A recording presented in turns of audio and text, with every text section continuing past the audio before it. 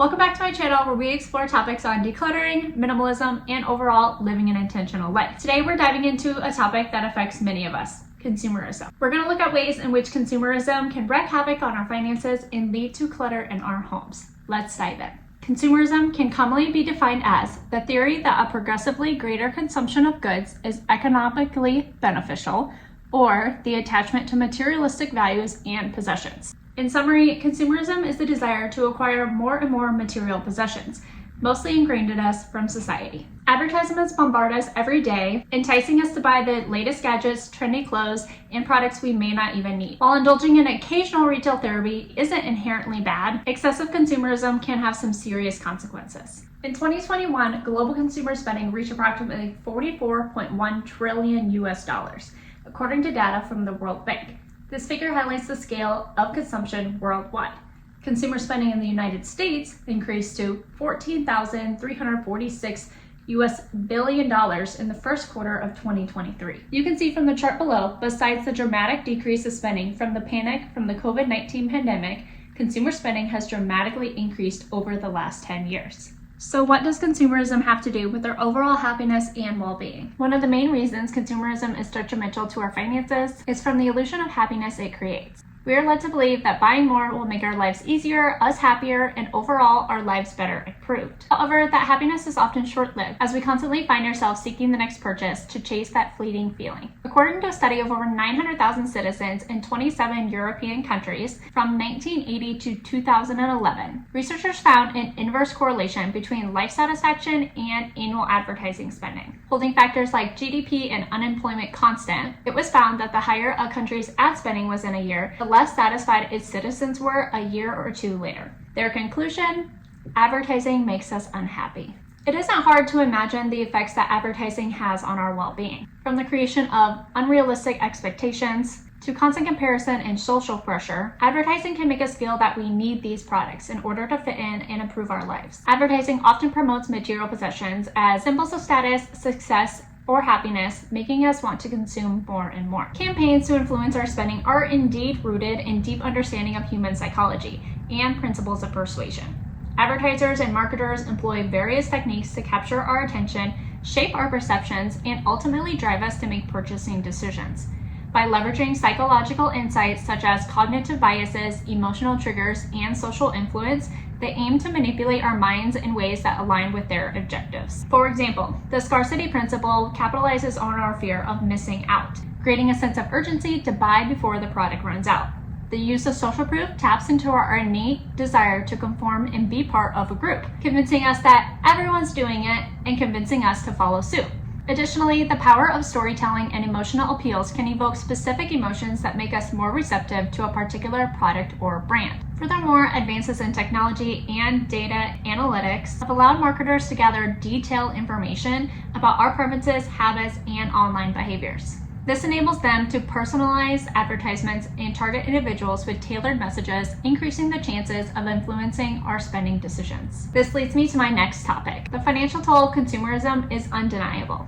With the constant message to spend more, we are often led to overconsumption and debt. Overspending on unnecessary items can lead to mounting credit card debt, high interest rates, and a never-ending cycle of financial stress. By constantly chasing the latest trends, we risk living beyond our means, sacrificing long-term financial stability for short-term gratification. Not only does overconsumption deter us from getting ahead financially, it often leads to having to work more just to keep up with your lifestyle.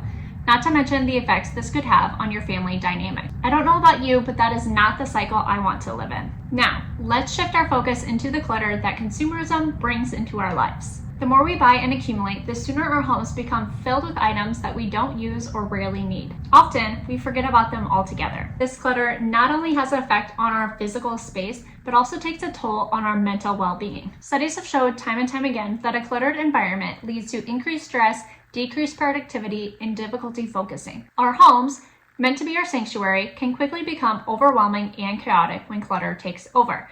When consumerism has a hold on you, it constantly entices you to buy more, resulting in accumulation of items that we are hesitant to get rid of, often due to our emotional attachment to what the item is supposed to provide for us and the fact that we spent our hard-earned money on it. So how can we break free? Here are some actionable steps that you can take. Identify your values. I would bet that many of you would say you value experiences, relationships, and personal growth rather than material possessions. Reflect on what truly brings you joy and align your spending habits accordingly. Keeping your values top of mind will help you combat unnecessary spending. Number 2.